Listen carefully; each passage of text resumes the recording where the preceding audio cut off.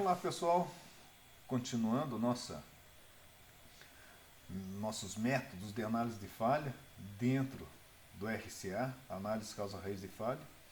Agora vamos apresentar uma ferramenta também muito conhecida, que é o diagrama de Pareto. Vamos lá um pouquinho de história. O diagrama de Pareto, Vilfredo Pareto, político e sociólogo italiano, viveu de 1848 até 1923. Foi ele o pai dessa metodologia. O que ele analisou foi a distribuição desigual da riqueza e do poder, que 80% da riqueza estava nas mãos de 20% da população. É essa a análise que Pareto fez. A lei de Pareto, dos 80-20, que vem dessa conotação, foi resgatado por Juran, que até colocou em homenagem ao Pareto o nome dele na metodologia. Mas o que consiste, o que Juran fez? Parece Stan Lee, né? Uma carinha de Stan Lee. Poucas causas levam a maioria das perdas, ou seja, poucas são vitais e a maioria é trivial. Em vez de querer atacar tudo ao mesmo tempo, vamos ver o que é mais significativo, e dentro do que é mais significativo, é nele que eu vou ter os melhores resultados. Com pouco esforço, muito resultado. O diagrama de Pareto é um recurso gráfico utilizado para evidenciar fatos relevantes, ordenar as causas dos efeitos de falha e priorizar as ações de melhoria, naquele contexto de 20% dos esforços e 80% dos resultados. Eu otimizo as minhas ações. E como nós já vimos no ciclo PDCA anteriormente, tudo começa em identificar exatamente qual é o problema que está sendo resolvido. Senão você está morto. Diagrama de Pareto, os procedimentos. Primeiro, você tem que determinar qual é o problema que vai ser investigado, especificar o aspecto operacional, técnico, o parâmetro de peças rejeitadas, MTBF, MTTR, disponibilidade, o que você está utilizando para medir. Planejar a coleta de dados, coletar, formatar e organizar esses dados em ordem crescente, baixa frequência e outras frequências absolutas acumuladas, representar graficamente através de histograma ou de linha cada observação, porque é uma ferramenta muito visual também. Então ela se engloba no sistema Toyota de produção, no Lean Manufacturing, por gestão visual, que graficamente fica muito mais fácil você identificar o que está acontecendo e explicar para as outras pessoas, né, da tua equipe, o que está acontecendo e aonde que nós temos que melhorar. Por exemplo, eu tenho reclamações de clientes. O problema: quais as principais reclamações dos clientes? O aspecto é um aspecto operacional. Parâmetro: que tipo de problema? Quanto às ocorrências? O planejamento que eu vou ter que fazer. Então vamos lá. Tipo de problema: defeito de produto, atraso da entrega, erro de fatura, problemas no website, entrega incompleta. Vamos analisando o defeito do produto. Defeito do produto ainda tem folhas faltando, problemas de impressão, livros amassados. No atraso de entrega, falta de produto, atraso na transportadora, erro de pedidos.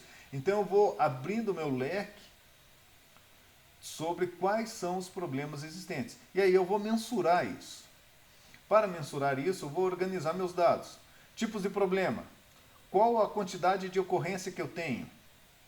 Qual a frequência absoluta disso em relação a todos os problemas? Então eu somo todos os problemas. Pô, eu tenho 150 problemas. Esses 150 ocorrências representam meu 100%. Dessas 150, problema no site representa 38%. Ou seja, 57 ocorrências é devido a problema no site. E assim eu vou fazendo a minha estrutura. E aqui eu abro uma coluna de frequência acumulada. 38 daí 38 mais os 30, 68 mais os 15, 83 e tal, até chegar aos 100%. Porque essa coluna acumulada é o que vai me traçar essa linha vermelhinha aqui. Então essa linha vermelha é em função dessa frequência acumulada. E a frequência absoluta vai me dar esse gráfico de barras. Então essa representação gráfica que se usa comumente na análise de Pareto. Vamos detalhar um pouco mais o problema. Então transferir aquela tabela para cá e vamos identificar aqui o que eu tenho de problema no site. Aí eu vou abrir o link, ó. É link quebrado, fechamento de pedido, confirmação de pedido e outros. Uso a mesma estrutura que eu tinha feito antes. Então eu tenho número de ocorrências, a frequência absoluta e a frequência acumulada. Da mesma forma, qual o segundo maior ocorrência que eu tenho aqui? Atraso na entrega. Quais os tipos de problemas que eu tenho no atraso de entrega? Falta de produto, atraso do produto, erro do pedido e outros. Coloco aqui também quantidade de ocorrências, frequência absoluta, frequência acumulada.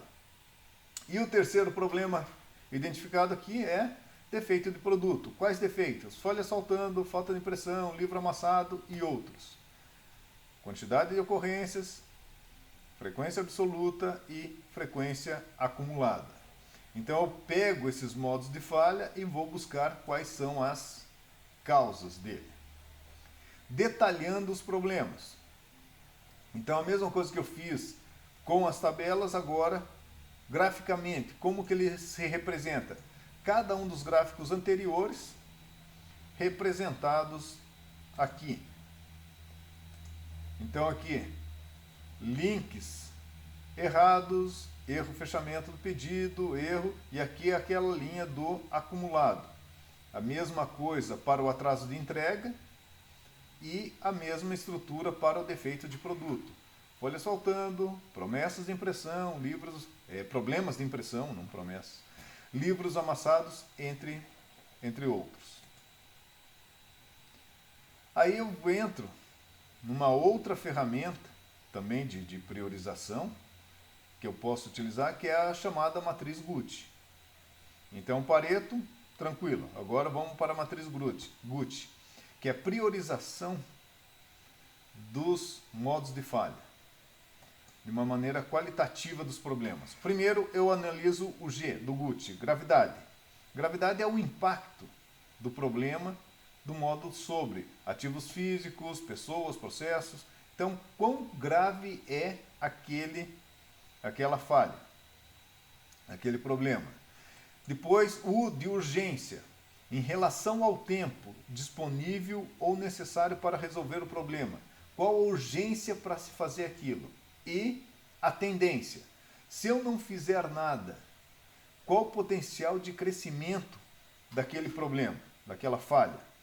O problema, o modo de falha, vai piorar, vai melhorar, vai se manter o mesmo? Como que ele vai se comportar? E aí eu monto uma tabela. Tabela envolvendo gravidade, urgência e tendência. É a matriz de priorização Gucci.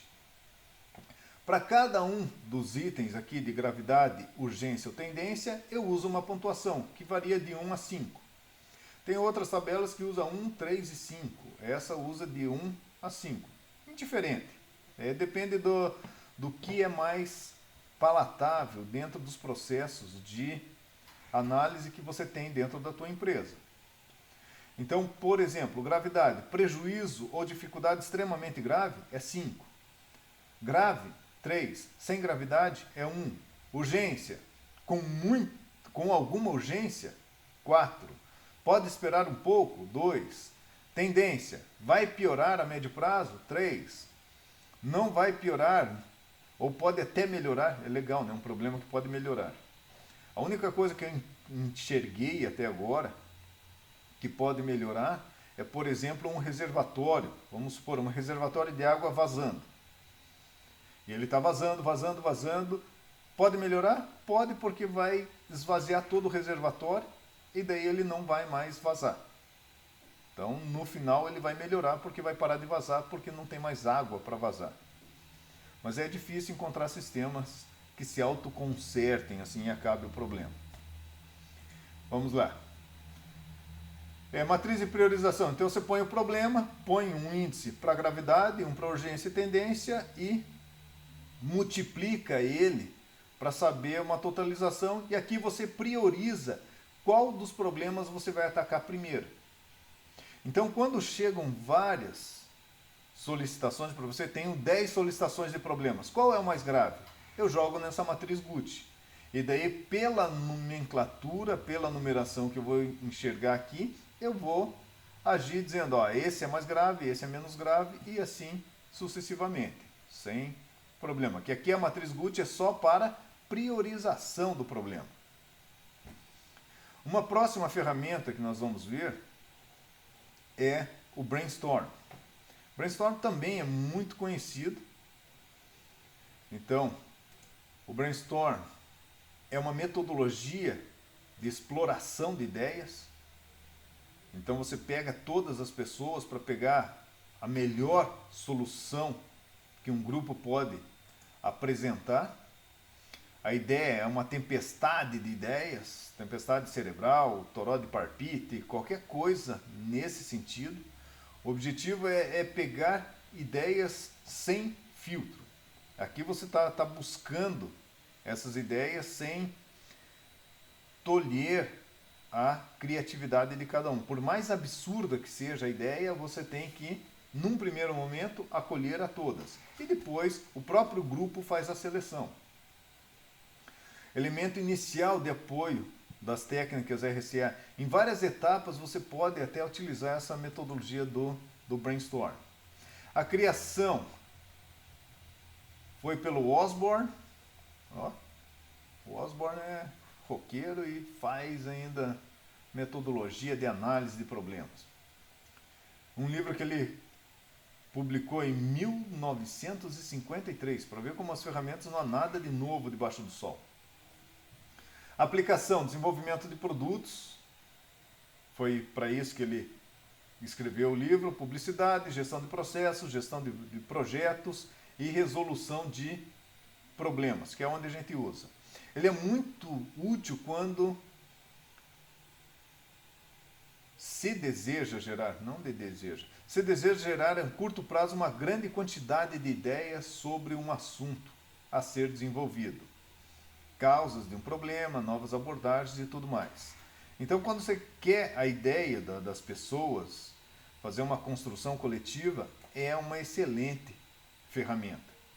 Os princípios do Brainstorm é atraso do julgamento, não julga uma ideia antes de gerá-la, então deixa todo mundo dar a sua contribuição, desde o operador de máquina, pessoal de limpeza, segurança, supervisão, todos eles têm o mesmo peso na hora de propor ideias. A quantidade é necessária, quanto maior a quantidade de ideias, maior a probabilidade de se ter ou gerar uma ideia boa. As regras básicas é: críticas são rejeitadas, o facilitador que está anotando essas sugestões, ele não pode dar uma risadinha dizendo, essa ideia é muito ruim. Não, ele só poker face, né? Sem emitir nenhum juízo, só coloca todas as ideias planificadas num quadro, ou post-it, ou ele escreve num quadro, dá-se um jeito, tem várias metodologias para se aplicar esse método, várias maneiras, né? A criatividade sempre é bem-vinda, a combinação e aperfeiçoamento são necessários para encorajar que as pessoas participem, igualdade de oportunidade, chances iguais para quem apresenta ideias, como eu havia comentado. O grupo ele deve ter um coordenador, que é o facilitador, que só vai agregar, ele não é o que vai dar as ideias, ele só vai organizar a metodologia, a aplicação do método. Composição de 5 a 15 pessoas, se possível do grupo deve ser formado pessoas de um mesmo nível hierárquico, para evitar inibições. Numa empresa que eu participei, toda vez que o supervisor estava presente, ninguém palpitava nada. com receio de falar besteira. Então daí o operador, o pessoal da manutenção não falavam, ficavam quietos. Aí quando tirava o supervisor da sala, eles participavam, devido a esse constrangimento, inibição durante a exposição da ideia. Como que a gente solucionou nessa empresa específica? Nós começamos a reunião sem o supervisor e depois o supervisor entrava na metade da discussão. Aí a porteira já estava aberta e todo mundo participava sem constrangimentos maiores. O grupo não deve ser constituído apenas por especialistas, é importante ter outras pessoas participando também, não só da área técnica. Você pode pegar o pessoal da qualidade, pode pegar o pessoal da segurança, de compras, dependendo do que você está analisando. Essas ideias são muito pertinentes também, falando do viés de manutenção. A simplicidade é a melhor solução. Então, às vezes, a ideia mais simples é a que melhor se adequa. Tem que dar uma olhada lá nesse vídeo do Cortella, bem interessante. É meio antiguinho já, mas ele dá uma boa, ele conta uns causos ali, bem interessante, que é justamente simplicidade da ideia para você fazer a análise. Da coordenação, o coordenador vai somente organizar, ele explica qual é o problema que está sendo analisado, ele zela para que os princípios de regra estejam presentes, para ninguém menosprezar, desdenhar da ideia do outro. Não deve assumir um papel direcionador, ele não direciona, ele só organiza, e o coordenador tem que evitar críticas. Todas as ideias devem ser visivelmente anotadas, isso tem muito a ver com gestão visual, então não basta você só falar, você coloca num cartazinho e anota no quadro lá, essa é uma ideia, essa é outra ideia, essa é outra ideia, tem que ser visual. Isso ajuda a você formular novas ideias em cima do que já foi exposto. A explicitação do conhecimento, solução do problema, a duração de 30 a 40 minutos, não mais do que isso. Evitar repetições desnecessárias, novas tentativas de organização. Então, essa expertise de encaminhamento da reunião também você vai pegando com o tempo. Primeira vez você vai fazer, não vai dar muito certo. Segunda vez, também não. Terceira, todo mundo que trabalha com gestão tem que ser corredor de maratona. Não pode ser 100 metros rasos, porque você tem que ter paciência e cadência. Lá pela quinta, sétima vez que as reuniões vão começar a produzir coisas boas com a tua equipe. Que a equipe vai entender a metodologia, você, como facilitador, vai entender como trabalhar com a metodologia e as coisas vão fluir mais rápido. Agora, se você não tem pique, não tem fôlego de maratonista, na terceira vez você já vai querer desistir, dizendo, isso daqui não funciona, na nossa empresa não funciona, nas outras funcionam, mas aqui o povo é diferente, não sei o que e tal. Não desista. Você tem que ser persistente, tem que ir na cadência, 1 hora a coisa engrena. Você aprende, a equipe aprende e os resultados começam a aparecer. Mas não vai ser na primeira, nem na segunda, nem na terceira, tem que persistir.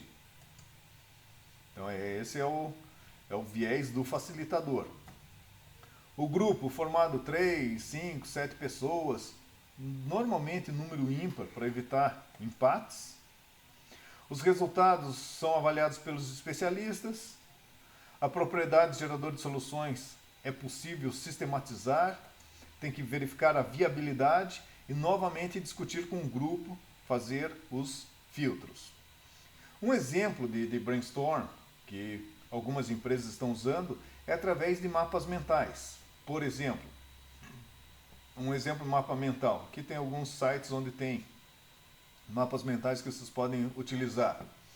Redução do consumo de água. E daí pendura tudo aqui. A redução do consumo de água é usar somente a capacidade máxima da máquina de lavar roupas. E hoje isso daqui está muito em voga, hein? Redução do consumo de água com o racionamento que nós temos. Instalar registros individuais, desligar o chuveiro para se ensaboar, Para pouca roupa ou peças isoladas, não usar a máquina. Lave a mão e utilize a água para lavar o chão da cozinha. Então são várias ideias relacionadas à redução do consumo de água. Lembra aquela questão, tem que ser visual. Então aqui são as ideias jogadas a esmo, não tem organização nenhuma.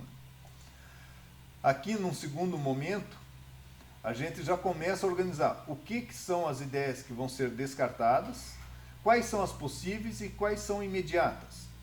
Então, dentro daquele universo que foi proposto inicialmente, vai descartar o quê? Racionamento, cada dia uma família fica sem.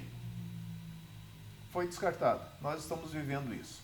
Escovar os dentes apenas com a pasta sem a água. Não gostamos dessa ideia. Fechar o registro geral de água 2 vezes por semana, também não. Alugar caminhão-pipa, descartado. Tomar banho 1 vez por semana, descartado. Possíveis. As 3 famílias com menor consumo de água terão conta de água paga pelas demais. Passeata contra os preços abusivos, instalar registros individuais, escoar armazenamento de água da chuva. São possíveis de serem implementadas. E as imediatas? Campanha de conscientização de consumo de água, usar somente capacidade máxima da máquina de lavar e assim por diante. Então eu dou uma organizada no meu brainstorm através de um mapa mental. Isso daí fica bem legal e bem aplicável. Na nossa próxima videoaula, a gente vai começar a trabalhar ou apresentar para vocês o diagrama de Ishikawa. Até lá, pessoal, nos vemos em breve.